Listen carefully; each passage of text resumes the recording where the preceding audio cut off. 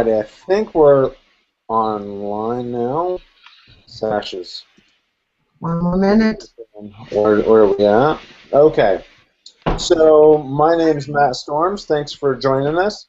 Looks like we got a full house. Yay.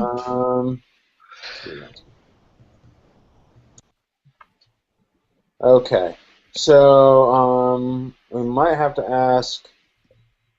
Let's see, who's this? AJ. Okay. All right. So so my name is Matt Storms. Welcome back. This is an awesome hangout. We do these every week. We've been doing a ton of them. This is our 98th one, I think, now. And so thank you for joining us. We usually do them every Friday, but being that tomorrow is the 4th of July and it is a holiday here in the U.S. where most people will be out playing around doing absolutely nothing, we decided to host this hangout today. So sorry if that led to some confusion. I know for Barry, that threw him a curve, so to speak. He doesn't know what to do. He's just confused. But anyways, let's go ahead and do some introductions from right to left, and we'll see how it goes. So Your right or my right? My right. So I'm going to call you by name, and you go ahead and introduce yourself. So Wissam. All right, Wissam Danda from Daytona Beach, Florida, SEO consultant. All right. Rainier, you have a mic? Don't know if you have a mic. Okay, Rainier, you don't have a mic. That's all right. I might ask you to leave then, just in case someone else wants to jump in, but you can hang out for right now. If someone else pings me and says they want to jump in, I might ask you to bow out and just go watch it live on YouTube, okay? Michael. Hey, I'm Michael Klein, an SEO analyst here at Be Found Online in Chicago. Outstanding. Hey, just so you guys know, and I found this out like in the last couple weeks, for those of you who are using your name down at the bottom of the screen, when you're watching this live on YouTube or you're watching it recorded later on YouTube, everybody's images down below covers up your name. So your names on there, like you can kind of see them down below in the little tiny boxes, but once you start speaking, you can't see it at all, just to let you know. So it's a flaw, so if you want to keep it on, you're welcome to it, but no one can see them anyway. Kind of a bummer. Okay. I'm not going to bother them because I don't know how to put it on. I'm gonna have to put it. I'm not going to bother to use it. It's not sticky. I'll take my face and put it #1 fan. So Yeah, That's why I did the sign hold behind a piece of paper. Okay, Joshua. There's the sign.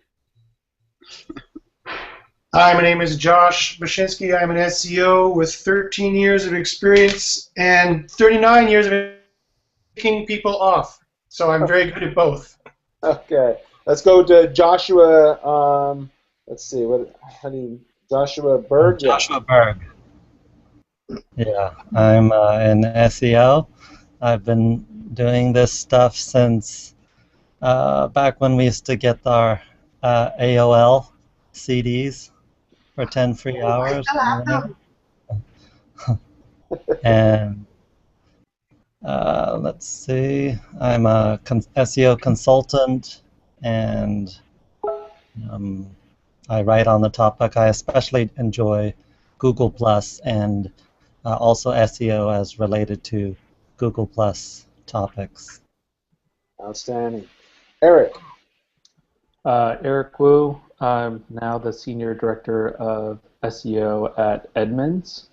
It's a car research company. I was previously at Spin Media and Demand Media and Yellow Pages, and I've been doing SEO for a lot of large companies over time. So if you want to find out more about Eric, go to LinkedIn. As well as everyone in here. If you're not keeping your LinkedIn profile updated, strongly suggest you do that. Oh, the most important thing, I am the #1 fan of SERoundtable.com. Nice. Trademark. Let's mock Barry. All right, Christina. Known as Webadoo on Webmaster Central. I'm a TC, and What's a TC? top contributor. And how long have you participated in the Webmaster Central forum? 7 years? 8? I don't know. Ever since A long time helping people. started working for Google. So if any of you want to come and join and participate and help out in the Webmaster forum, Christina, are you up for other people joining and helping out? Right. If other people join, you mean I have to jump out? No. Oh. Jump in and help with the Webmaster Central forum. I'm always in there, sort of. Okay. Barry. Hi. Don't know what I'm doing here, or why I'm here, what my name is. It's totally throwing me off that it's Thursday, so no clue. All right, cool. So let's take some, obviously some people hopefully have some questions this week. If not, we can look at some of the news that came out this week. But let's go into questions first. I want to say thank you to Michael Klein for hosting last week. He did a really great job. If you didn't watch that Hangout, go jump on YouTube, and there's some really good stuff on there. Thanks, Michael, for hosting that. We'll have you back again doing that, I think, soon. Thank you much. No problem. So let's talk about something we started to kind of bring up before this Hangout, before we made it live, which was HTTPS everywhere. It came out of Google I/O. I was actually at Google I/O. I was in the room with a few other people, and we were conversing, and it was really interesting. In fact, Sash, who just joins us right now, say hi, Sash, so we can know your mic's working. Hi, Sash. There we go. So Sash and I were in the room for HTTPS everywhere, and it was a really great talk, and it really helped to solidify some issues for me to understand that, yes, you need to go full secure. Now, there are some people that say it's expensive, and Christina, do you want to talk about that just a little bit? The way I see it, it's still an extremely expensive proposition if you've got more than one or two sites, let alone domains. If you are planning to ever have subdomains, which is a very logical and easy development on any website, you're going to need a wildcard certificate. You also, for any certificate, the way things stand right now, and I've not seen any evidence of the contrary, you need a distinct IP. So for every domain, you will have to have an IP of its own. I don't know. I have 20 domains at least of my own, with sites in various stages of development and importance and all that. I don't see my hoster being able to provide me with 20 IPs. And then there's my clients that I host as well. If they should want their own SSL cert, I can't provide them with any IPs other than the one that we all use. So it's a complicated and expensive thing. For me, I'm looking at $2,000 or more. I'm not going to do it. Okay. I don't do e-commerce. I sell nothing. So you don't need to have an IP for every single domain you own or every single host, right? You can have one SSL. Like a lot of shared hosting providers do this, where you can get an SSL through them. It's not considered secure. It comes up with a warning.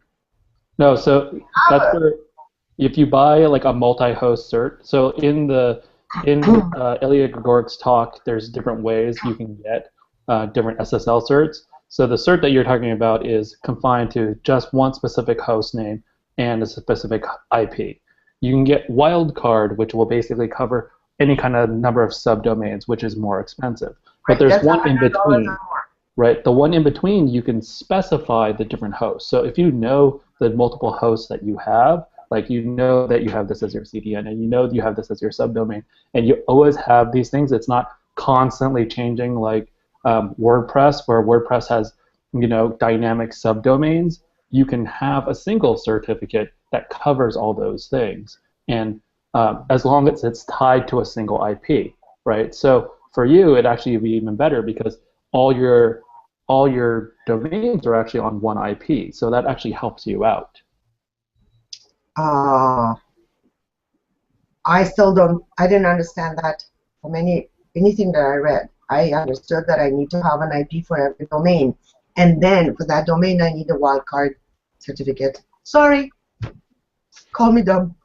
No, Eric, I know you've done a lot of research on HTTPS. You've talked about it before in the past. would you and I know you watched the Hangout or the I/O presentation, or at least I hope you did, because I was pinging you about it during the presentation. Would you mind digging into that presentation just a little bit if you want to, if you feel comfortable about that? Yeah, so I mean, honestly, I'm not an expert when it comes to this stuff. I just know that this is the stuff that we should use and need. When it comes to like the type of encryption and these kind of things, like whether or not, I mean, they recommended, I think, 1024-bit SSL certs, and I'm not sure like how that differs from the coverage that you can get with different type of bit encryptions. Like, obviously, it's quote unquote harder to break or to man in the middle or something like that. But I'm not sure about how that differs with the different installations and those kind of things. So definitely you have to research that. Like, for instance, Christina's case, I'm not sure if that entirely covers your hosting situation. But I do know that there is potentially an option for you where you're not spending thousands upon thousands of dollars to do this. But at the same time, like, although they're pushing... I don't spend any. I'm Right. already spending, I don't know, $500 a year just on the stupid domains and my hosting. So Right. So, plenty like, enough. I mean, yeah, I wish I was only spending $500 a year Well, on yeah, my hosting. Right. But like, I mean, I guess like it depends on your scale, right? And it also depends on your needs, right? Like, I mean, I know Google is pushing for SSL a lot, and yes, it makes for a better secure internet, and there's all kinds of things that you could be bleeding out to your customers. The thing is, it's not necessarily for everybody at this point, right? There's not necessarily, especially for you, Christina, like if there's not a compelling business reason for you to do it, like it's hard to justify the cost, right? So, I mean, I don't deal with e-commerce. I do not host e-commerce sites. I've told my hostees, Right. if you're planning on e-commerce, go somewhere else because I well, can't. if you watch the whole talk, they really don't actually talk about e-commerce all that much. It's just talking about, as a user, as they traverse through your site, they can basically bleed off information that you don't necessarily want. I don't host porn.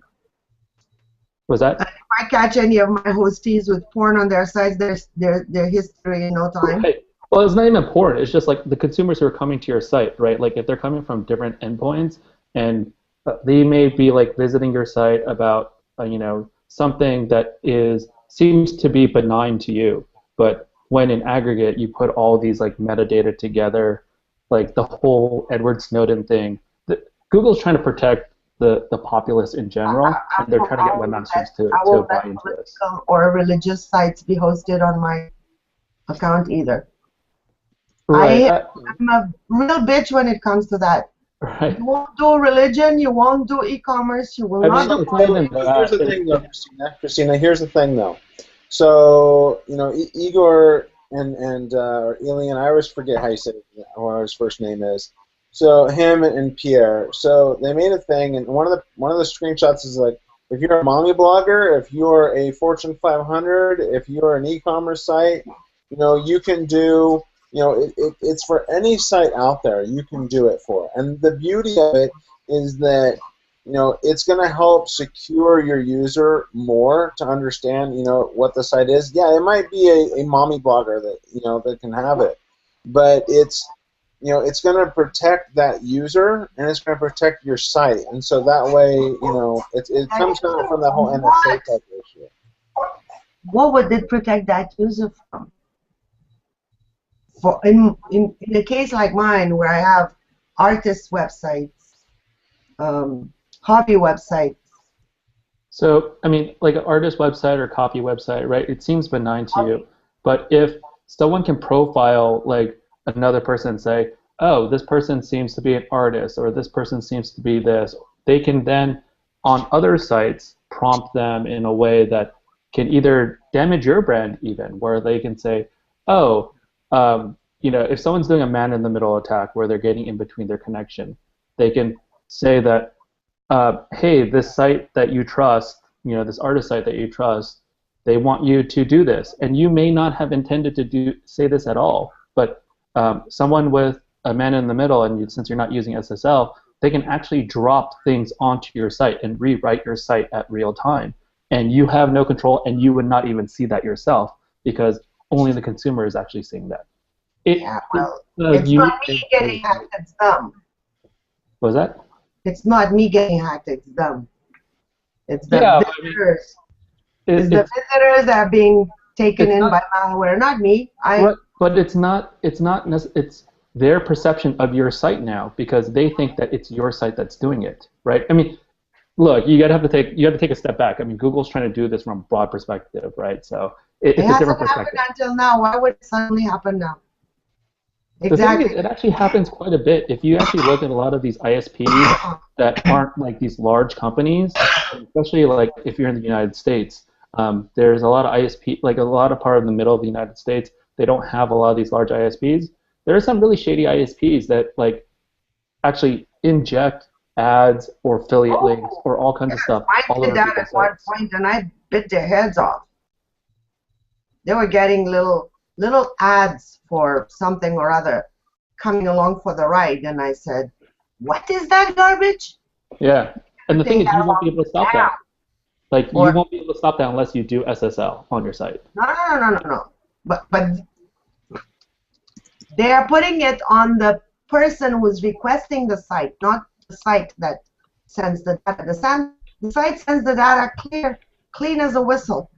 It's the viewer who gets it at the bottom of the screen or at the top or somewhere. Right. And the thing I already gave them hell, and I said I'm going to sue them. And right, but you can actually stop that if you just SSL your site. It was doing it no matter what site I was visiting, including Google. Okay, it was crap that was. So I think we kind of beat this topic into the ground, and we'll swing back to it. But I think that we should move on to another topic, which I thought was kind of cool out of Google I/O, and I think Sash sat next to me for it. I don't remember, which was Google is now going to start being a registrar, domain registrar. Yeah, I was there for that one. Outstanding. That's quite cool. Yeah, so Sash, do you want to talk about that for a minute or two? Yeah, I'm getting a free domain. Well, I mean, I can give it a brief overview. I mean, basically, Google has entered the arena as a fully fledged registrar. This comes off the back of applying for a load of new domain extensions. I think, what did they say, about 110 different domain extensions that Google has applied for becoming the official role for being theirs, including .lol and .wtf and what have you. I want SEO.wtf. I want that domain. But so as far as it goes, to get things off the ground, they're doing all sorts of weird and wonderful and wacky things. Obviously, because they're stepping into the arena against the really big boys such as GoDaddy and what have you, and it's going to take. I'm going to leave GoDaddy because it becomes too expensive. I'm leaving GoDaddy soon. They're too expensive. GoDaddy's great. I don't know what you're talking about. I would never, ever dream of hosting a site on GoDaddy, but I'll certainly use them as a domain registrar. You know, unless of course it's for my free domain with Google. Anyway, yeah, where was I? And so as far as it goes, they're just kind of gradually rolling that out. It still seems to be somewhat nebulous. You know, and that around the edges there seems to be kind of a lot of stuff that isn't finalized. I mean, as he said during the actual presentation itself, it's very much a question of, because they've applied for all these domain extensions doesn't necessarily mean they'll get them, but it sure looks as though Google's lining up to become or try to become a big player in this arena. Now the question is what are they going to do with that in the future? Well, I can see it. I mean, I can see it going in all sorts of different directions, but I think it's a little early to really kind of make anything approaching firm claims with it. Come on, we can't be a futurist.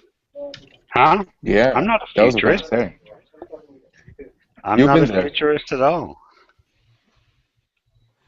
No, I think there's some really interesting things with it. I mean, you can do a lot of unique stuff. I think it'll become, if Google is selling a domain, wouldn't it be awesome if they also sold, the security certificate to go with it and the hosting? Then it's like, huh. Sorry, Google hosting, no thank you. Well, some people might like that, though. They already have hosting. It's called App Engine. Yeah, they do. Yeah, but I don't want. I've used Google hosting in the past. I mean, it's not bad. App Engine's pretty robust. You can do a lot with it. Robust is one thing. It's robust because you can't do a damn thing with it. That's the only reason it's robust. Okay. I even use JavaScript on a Google site. All right. Well, The Google cool. sites are the worst. Christian, you're talking about two different things. So Which Google other has thing? Google has something like Amazon Cloud Web Services, like Rackspace Cloud Servers, called App Engine. Where you can actually host whatever you want on their cloud servers. You're talking about just Google Sites, which is like a baby product. Totally different affair. Belong to Google. They're two different products. So Google Sites is you could use it's just like Blogger basically. You host a site on their site. It's not bad. It's not that good. But then you have their App Engine, which is like Amazon AWS, which is All a I know great. about App Engine is that a lot of the proxies are written on that, and they keep scraping sites. Maybe stupidly or willingly, I don't know. Wait a minute, say that again? All I know about App Engine is that a lot of them host proxies, and those things get indexed. Now, whether it's because whoever set it up is dumb and doesn't know how not to let it be indexed, or they're doing it on purpose, I don't know. Okay, I'd have to research that. We've had lots of discussions. Seems to have died lately, but a lot of people complaining that their sites are getting scraped through App Engine. Okay. I'd have to research that. I haven't read anything on that. Barry, I know you had an article that you wrote the other day on Google. You can get a penalty for a redirect to another site, something like that. There's penalties for a lot of different reasons. Well, I remember an article you wrote just this week. I read it. So Google penalty. So I covered in last week's Hangout where John Mueller joined because you weren't here. Obviously, he only joined when you're not here. Where he basically said, the question was asked basically, I believe, could you, if somebody redirects like a penalized site to you, so let's say Josh, for example, I don't know if he does, let's say he has a penalized site. Let's just make that up. Maybe he does. Maybe he doesn't. I don't know. Maybe you have one penalized site that you've worked on, and he doesn't like me a lot, so let's say he redirects that 301 to Search Engine Roundtable. Will that go ahead and transfer the penalty to my website? And John said, no, we've seen that stuff. It's not, I never saw an issue where that can actually happen. So he says it's not really an issue, although they've said in the past that penalties can follow you when you obviously redirect one domain to another, or even when you don't redirect it, but you create the same website and move it to another domain, the same exact website, and then kill the other website. So the Google said they're smart enough to figure out when things are being moved or redirected to pass along the penalty. But if you're redirecting a penalized site that you don't necessarily own and people are doing it for negative SEO reasons, Google will not, or is smart enough not to go ahead and pass along the penalty. So that's what he said last week while you weren't here. It would be an interesting test to tank a website. If anybody has a penalized site, feel free to pass it along to me. Not so far. I know. I'm almost tempted. Like, I used to have a penalized site that I personally got penalized just to test to see, how hard it was to clean up a site. So yeah, I went out there and I did what every stupid idiot client of mine in the past used to do, is buy links And so I bought a lot of links to it, pointed them all to there. Of course, I got a warning. I was like, score. I was waiting for the warning. And then I worked on the removal process because I wanted to see how hard it was to remove those links. And, man, that was painful. And that made me realize that I never wanted a client with I never wanted to have a client with a penalty. So it's just like, yes, I did do negative SEO against my own website.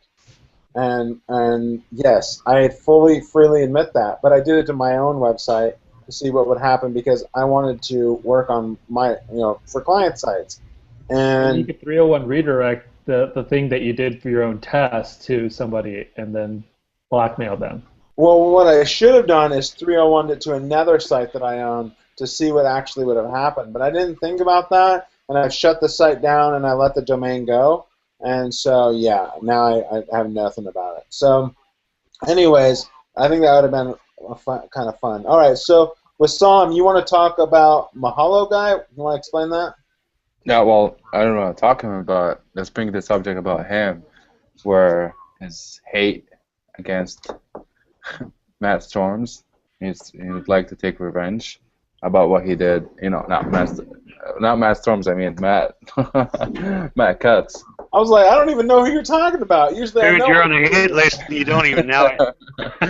I'm like, usually when people hate me, they send me death threats.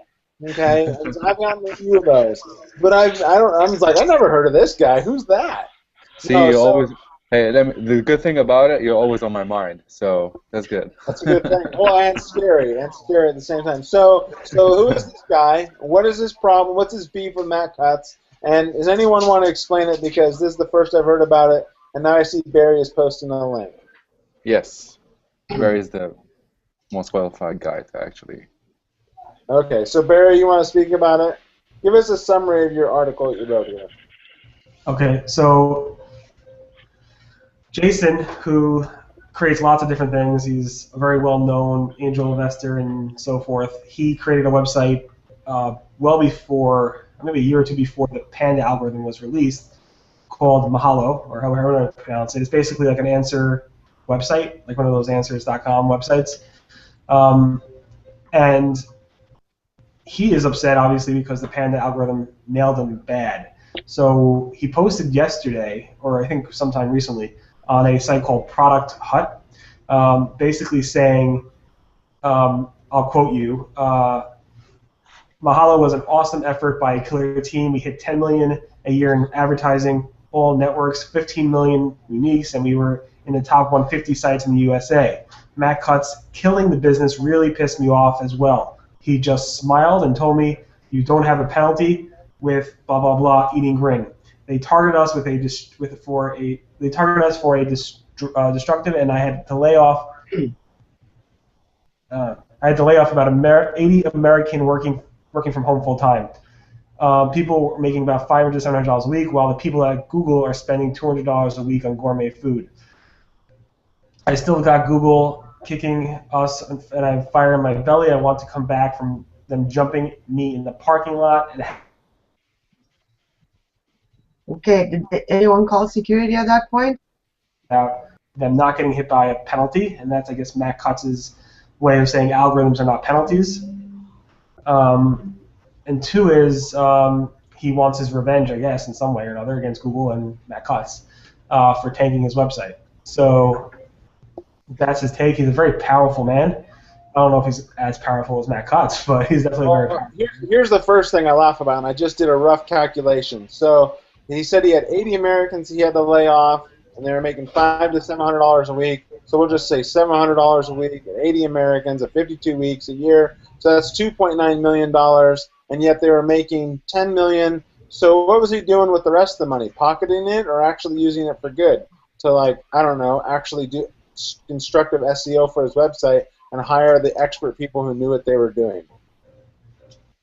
I don't know. Well, that's not his point. Never. I mean, his point is that Google's algorithms are immoral and unethical, and they kill jobs. Stop it. Sorry, I have to have fun. I enjoy this stuff. Yeah. Wait. So Jason Calacanis' pen name is Josh?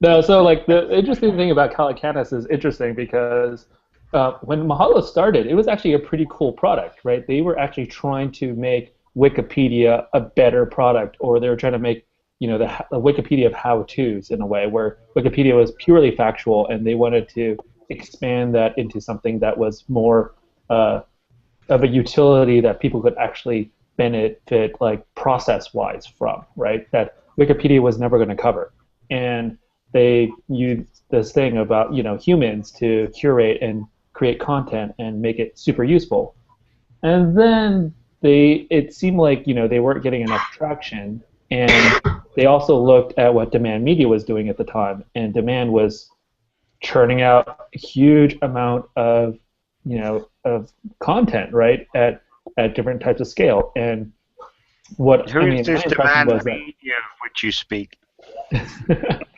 Yeah, and the thing is, the sense that I got was Jason Calacanis at that point pivoted, and they started making more content that resembled more what Demand did. And as everybody else made more content that was, on the surface seeming to be unique and following Google's guidelines, weren't very deep as far as the amount of content that the depth of knowledge that they were sharing. And they rightfully got hit too. And I was at Demand when we got hit, and looking at even like Mahalo at the time, I was like, yeah, Mahalo's even worse than us. So they were. I get where Calacanis is at, where it sucks to have to your business to be destroyed like that. But that's what happens when you are largely relying on Google to provide the lion's share of your customers. Yeah, from what I can tell, I just went through a little bit of Mahalo's content, like the Kim Kardashian butt workout, and it takes you to a YouTube video. And, stuff like this, and I just don't think it's the highest quality, and I don't think it's good stuff. And I know, eHow and all that type of stuff, back in the day, hey, that was great stuff. About.com, great stuff back in the day. It doesn't quite work that way anymore. Things have changed, and you can't put all your eggs in one basket anymore. You just can't do that and rely strictly on a search engine to provide you all that traffic, unfortunately. It's just what it is. I don't know, Joshua Berg, I'd love to get some, not Josh Basinski, Joshua Berg, that way we don't get confused there. I'd love to get your opinion. You've been kind of quiet. I'd like to hear some of your thoughts on this. Well, I haven't really used those sites in the past. I really didn't find them of much value. The Content Farms, I think, was a pretty reasonable assessment of it. People just creating content for the sake of it. It didn't seem to have any real. I guess Wikipedia and other sites that had so much depth of information. Once sites with real deep content came along, then all these kind of shallow content, shallow answers websites, no real purpose at all. So, Michael, what's some of your thoughts?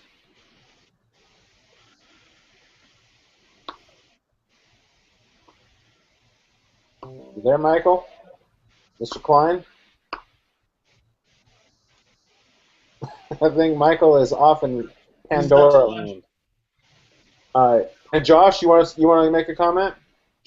Well, I agree with everything that's been said. Those sites were pretty content farming, that's for sure. Of course, I've spoken a lot about how I think it's very unfortunate sites lose their revenue stream and the actions of Google. But content farms from a business perspective, I agree. obviously you can't put all your eggs in one basket, or you can. It's just risky. It's not good risk mitigation to do so. And the more revenue streams. Yeah, I mean, and then you think of sites like BuzzFeed, right?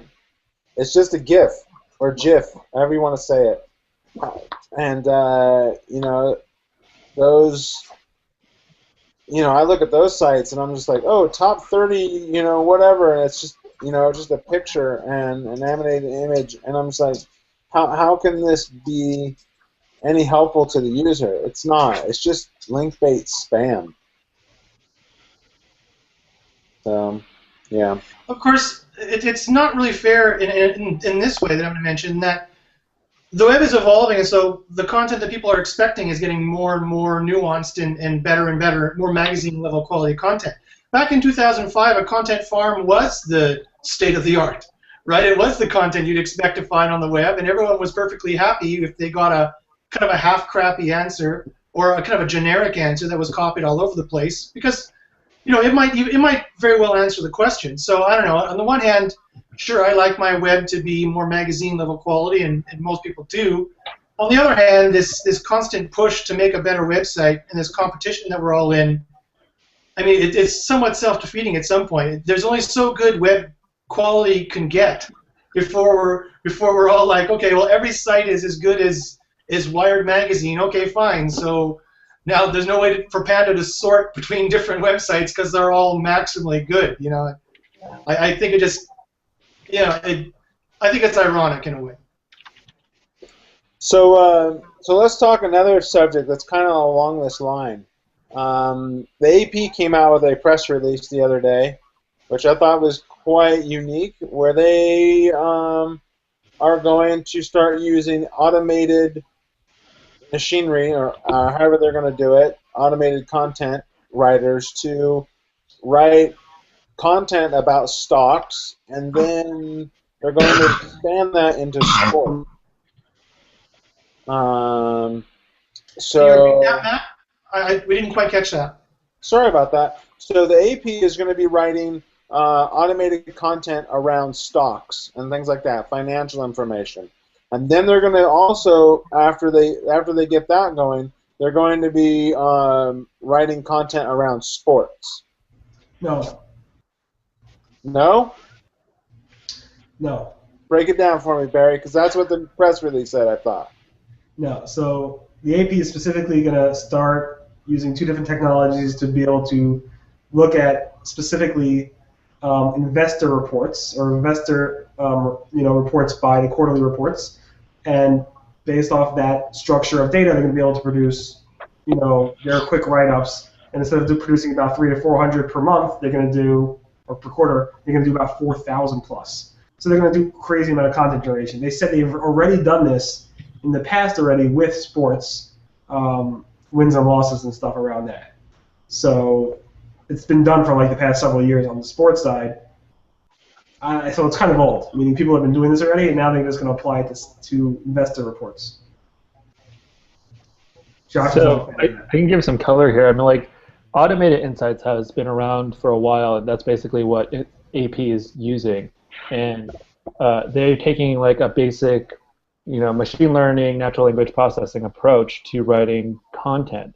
The thing is, and I think this is where people are conflating, is that they are very specific to this idea of news desk type of writing. So if you're in the publisher space, you'll know that you have different types of editors and writers.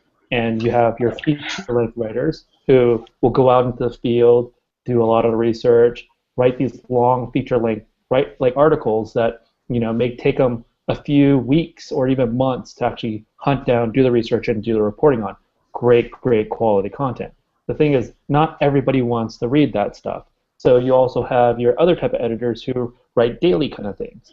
And then you have your other type of writers who write news desk type of things, which are these small snippets, sound bites, no more than like 4 to 5 sentences, just stating facts, right? But displaying facts in the stock market, Dow Jones, 17,000, that's not compelling. People don't like to read that. They want it in a sentence form. So what Applied Insights does is they basically take the standard approach of writing standard news text type of things, add the facts, make it sound like, human, because like it's not really hard for any high school student to write these kind of things. And then that's what they seem to be wanting to produce, not like these full feature length content pieces that people are kind of conflating it to be. And I killed the room. And with that, now you have to give us the next topic. Hold on, let me go to seroundtable.com. I have a topic. Okay. I find it interesting how, for the last couple of years, the mainstream media has been silent on Google's penalties and actions on sites and the effect it's had on businesses. But now there's been a number of articles that have come up. CNBC, BBC have both posted articles about Google's actions against small businesses. Ignoring the ethics of the situation. Can I use the word ethics?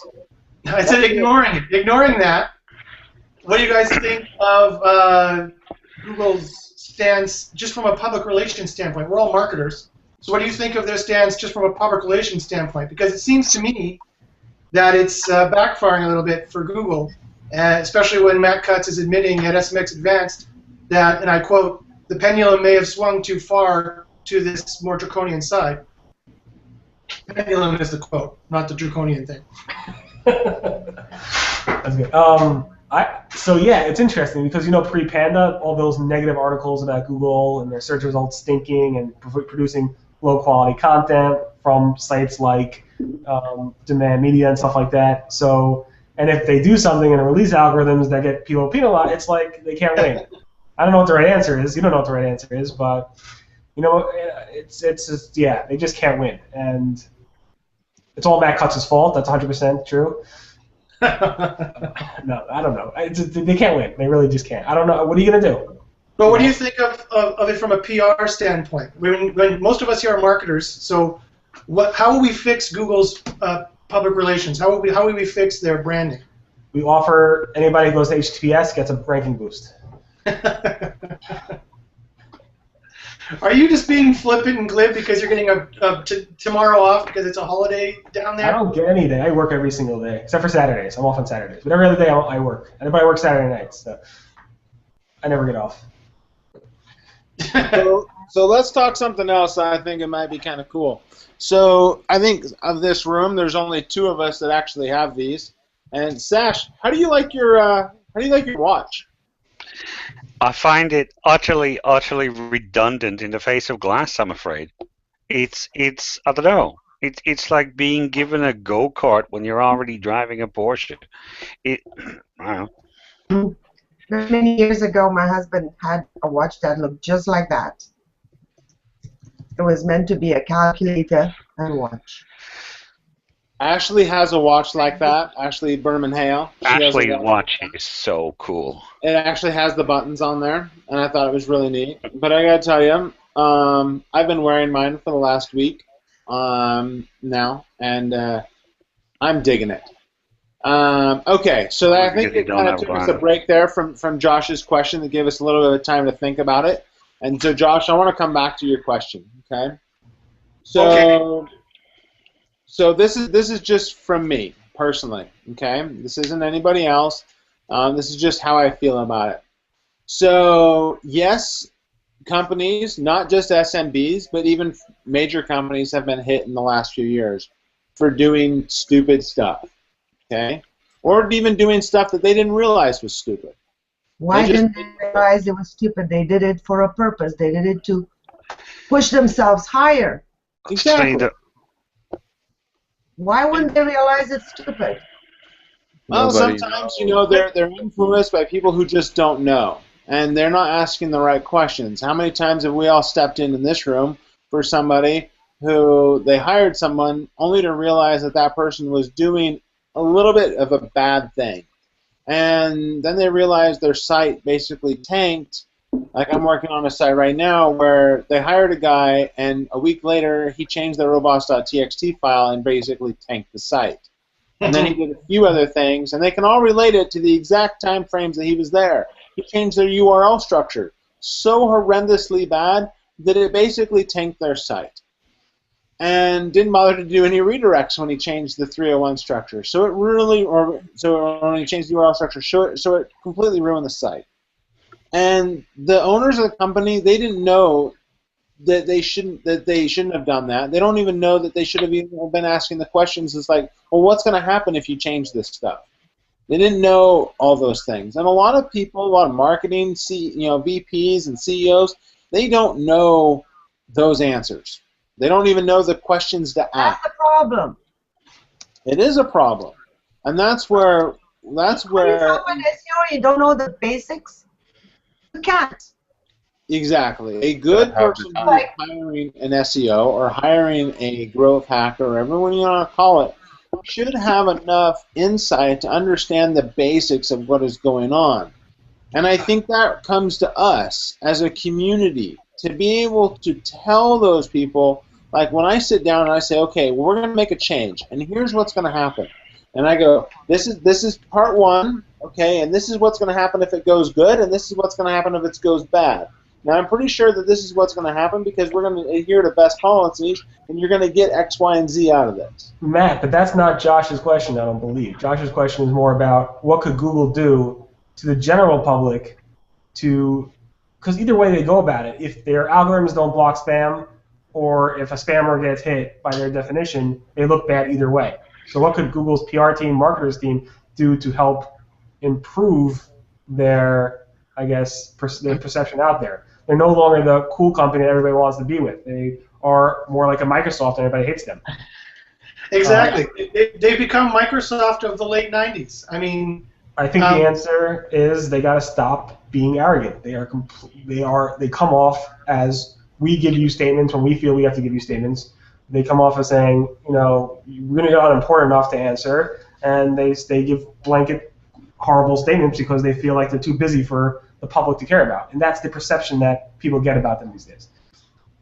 I agree. I think that mainstream media is going to keep picking up that they're picking on small business. Whether or not you want to agree they're picking on small business, that's how it's coming off.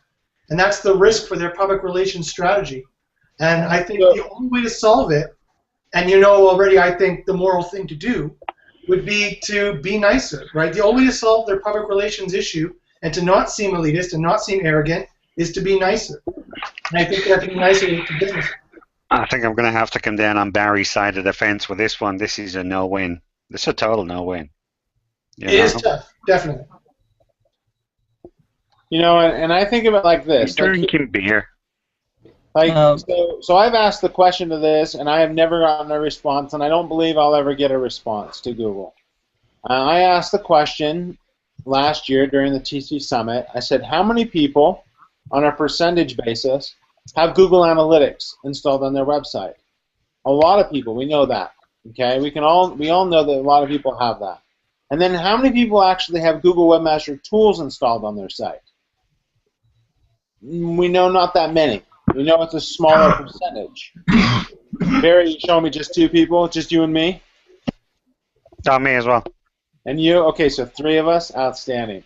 So the thing is that one of the things I said last October is I said, what I believe that would help clean a lot of this up, Josh, is that if when a company owner or whatever signs up for Google Analytics, they're automatically forced into Webmaster Tools. To give them alerts and knowledge-based articles where they will be able to help themselves. No, then you're pushing stuff on them. That's illegal. They're gonna be upset by that. You can't just automatically do anything, especially if you're Google. That's one way to be nicer, and definitely can make more tools. They definitely can make Webmaster Tools better. They could make Webmaster Tools more comprehensive and telling them what's going on with their site. Sasha, you want to say something there? Well, Webmaster Tools is a consistently evolving product at any rate. I would expect significant changes for the rest of the year, well, actually for the foreseeable future, but that's neither here nor there. But as I said, I may have spoken to a couple of people about the whole not forcing users into Webmaster Tools, but certainly strongly suggesting it off the back of an analytics sign up the way Matt does, and let's see what happens on that. I think enough people have now made noises for the thing to be at least seriously considered. Yeah, it should be when you sign up for analytics that it should automatically give you a box that's automatically checked. It forces the user to uncheck the box if they don't want to install it. Matt will be launching a new service, a new website next week called DraconianSEO.com. The SSEO. I mean, a little unrelated to this, but I would like to see Google simplify analytics on the first year, because it's very scary to a lot of people, even to me, to look at the damn thing and what's all that? I don't want to know all that stuff. I just want to know basic information. How many? I will say it can be a very intimidating product for new users. Yeah, I'll have to second that. I mean, I've been using the thing for God knows how long, you know. Every time they change it, it looks different. So make something simpler, please. You know, and it's just like going back to the, you know, opting people into it. And I understand there will be people out there who do not agree with that. I've worked with a few companies that have said, and they're not big companies either. That was the funny part. They're small companies. They didn't have any analytics at all. And they said that, oh, we just don't want Google knowing what we do. And I'm like, okay, well, are you using anything? I'm like, they're like, no, we don't want anybody knowing what we're doing. I'm like, then you need to build out your own custom analytics tools to understand what people are actually even doing on your site. And the response is, well, we don't want anyone to know what we're doing. I'm like, so you don't want to know how you're making money. And once I broke that down for them, they went and got Google Analytics. And then I showed them the power of Google Webmaster Tools, and then they jumped on it like it was, you know, dinner they hadn't eaten in a week. And so once they understood how it was going to help them, that messaging was a lot better. And do I think that the messaging could be better to help users understand what Google Analytics and Google Webmaster Tools is? Wholeheartedly. Completely agree on that. Should every website have Google Analytics and Webmaster Tools installed? Yes, I believe so. I believe that if they're also large enough, they should be running like an Adobe Analytics suite, and they should be running, you know, some other type of analytics as well. I think that should be ingrained into the sites if the site is large enough and it warrants the need of it. But a lot of them just don't have it, and hey, that's okay. And I think Google has been doing a good job of doing the Google Local in your business, or business and local area, whatever they're calling that program, where they're going around the country. But they can only do so much, and they can't do it all the time. And so because of that, it makes it more difficult. Would it be awesome if Google was to actually do that? Yeah. I mean, how many of us here have actually said, hey, we're going to go and teach like a local meetup in our area to teach SMBs, or go to the Small Business Administration and offer to teach a class? I have. No, totally. I mean, it's wherever I go, I tend to wind up, if I'm there for any given amount of time, I tend to wind up speaking before the Chamber of Commerce or local business network or something. I'm kind of educating as I go along. Totally. But I think, not to be rude, but definitely prevention is a strategy Google could take in terms of their public relations.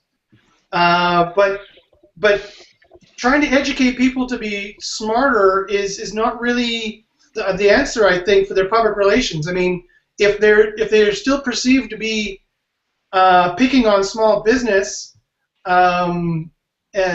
major publications are still going to pick that up and say, hey, why is this big company picking on small business, kind of a thing. I think they need to attack it at that point, and they need to be nicer to small business at that point. Whether or not they've done a good job of educating them to start. Because, yeah, I mean, hands down, people's SEO sucks, and they don't know anything about it, and that's why we're here. But I mean, it's like you can't attack it from that end. You got to attack it at the end where they're getting hurt. And I think the only way to do it is for them to be nicer. The penalties can't be as mean as they are. The penalties can't be as ill-defined as they are. They can't be as secretive as they're being, where they don't even announce when an algorithmic demotion is released. It's fairly ridiculous to think that they're being as nice as they can there. I think they could be far nicer, quite frankly. And I completely agree on that aspect. Well, speaking about being nicer, it's interesting because Matt Cutts said he specifically did not tweet about Poland. Sorry, the link networks and 2 link networks in Poland getting slapped last night or this morning. Right. Because people felt he was too. What was the word he used? It wasn't nice of him, or he said something like that. I can look it up, but. I thought he wanted to crush their spirits. People were asking him to be more positive, so he didn't tweet about it. But yeah, he tweeted about somebody else tweeting about it. See, the thing that always makes me chuckle is, 5 years ago, everybody's going, oh, Google, they don't tell us nothing, it's all quiet, it's all da-da-da-da-da. So over the last couple of years, Google has sort of progressively become more and more transparent, and it's like glasnost back in the 80s. It's like the Soviet bloc has fallen, and we want capitalism, and we want it right now, and it's never enough for people. It's never enough. Yeah, it's not moving fast enough. Google's not doing enough. It's like, well, when they were doing nothing, everybody's bitching and whining about it, and now they're doing more and more. It's like, well, no, we want it all. Well, I could make the same argument about anthropomorphic climate change. And you can't change it. Right? Yes, we're not doing enough. Hold on, Josh, you can't use words you can't spell. So can you spell it? I can spell anthropomorphic. Oh. Okay, I can make the same argument about human caused. Gotcha. Right? So we need to do more. Hey guys, Google is definitely, Christina, 1 second. So Google has definitely become more transparent. You're absolutely right there. But they've gotten, like, if I could put points on it, SEOs love points. Let's put some points on it. Let's say they've gotten transparent by 10 points, but they've become penalty monsters by like 100 points. It's completely out of sync with each other. The penalty thing is the boogeyman. It used to be called, you just suck. That's why you don't rank well. See, the thing is, and this is, people need to actually take into account the GHY algorithm, okay? Nobody ever talks about the GHY algorithm, all right? Oh, I mean, you guys don't know about the GHY algorithm? Step by step, please. God, no, it's very simple. There's no particular reason for the penalty. Google hates you. That's it. End of story. It's done. No, Google doesn't know I exist, and I didn't even know Google existed when I first started. Well, it was there somewhere. I didn't expect to find anything, any of my sites in Google. It was like such an elitist thing to find a site in Google. I chased around after DMOS for years till I managed to get my site listed there. I didn't know that I was already in Google, and I just couldn't find it myself. So don't talk to me from no DMOS. I made some really bad experience with editors. Sorry, Josh. I only did it with one site, and I said, poof, they can't pay me. Hang on. Joshua's trying to speak. I'm sorry.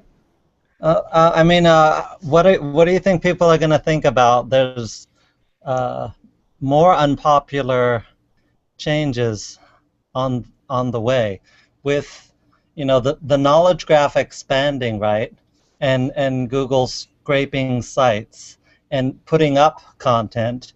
When that starts becoming more wholesale, full scale, till the point that your website is not getting bumped out by other websites, but all by Google content. That is the direction that a lot of the search is moving. We don't know how fast, but that's what it appears to be. So, I mean, it seems to me like that's not going to go over so well. All right. And I completely agree. With all these new TLDs and everything like that, it's going to be an interesting next 12 to 24 months, I have a feeling. All right. With that being said, it is the end of the Hangout. Next tomorrow is July 4th here in the U.S. I know elsewhere in other countries it's just a regular Friday. Go out and enjoy, if you can, the weekend, and don't get into trouble. Don't drink and drive. Party on. And if you want to join us next week, we'll be back on our regularly scheduled time, and Fridays at 11 a.m. Pacific. And please come and join us. And I'm trying to schedule something pretty cool for the 100th Helpdesk Hangout. And so you'll want to join us for that. Trust me, it'll be a lot of. If I can get it working exactly how we want, it'll be really unique, and I think you'll enjoy it. So I won't be doing it from my house. I'll be doing it from somewhere else. I need to speak to you about that. Not a problem. Not a problem. After this, we can talk about that. So anyways, guys, you have a great one, and we will talk later. Bye-bye. Bye-bye. Bye. Good night. Stick around.